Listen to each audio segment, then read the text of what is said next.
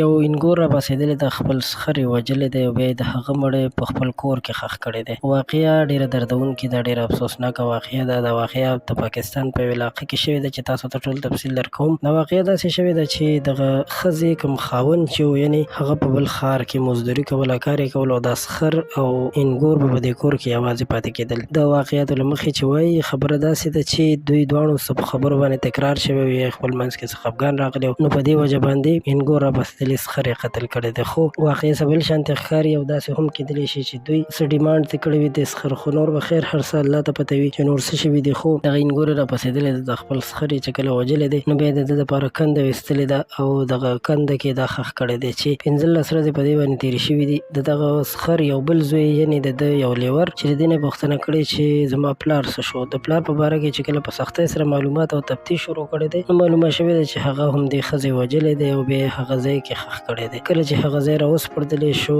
او د هغې مکمل چانبین وشو نو د دغه ښځې د سخر یا د دغه هلک د پلار مړی پکې پیدا شوی دی، راوتی دی دې نه چې د هغې نه پس بیا پولیسو دغه ښځه هم نیولې ده. دا واقعه په لیا کې شوې ده. لیا چې د پاکستان یو ښار دی، یو علاقه ده، او دغه ښځې د خپل جرم اعتراف هم کړی دی، منلې ده چې بالکل دغه جرم دغه قتل دغه مړی ما کړی دی او ویلي دي چې زموږ په منځ کې څه مشکلات څه لانجې څه خفګان راغلی نو په دې وجه باندې دې دا قدم اوچت کړو. د دې ښځې خاوند په بل ښار کې کار کوي، خاوند یې په ځای باندې نه و، دوی په کور کې یوازې وو. نو دا یو تازه خبر، یو افسوسناک خبر چې تاسو سره مو شریک وو. خو د دې خبر نه یو عبرت موږ ته دا هم حاصلېدلی شي چې هېڅکله هم یعنې سخر سره خپله ښځه پرېښودل نه دي پکار. دا بالکل ښه کار نه دی. په دې کې دغسې مشکلات مخې ته راتلی شي لکه څنګه چې دغه مخې ته راغی او دغه سړي پکې خپل ژوند د لاسه ورکړو.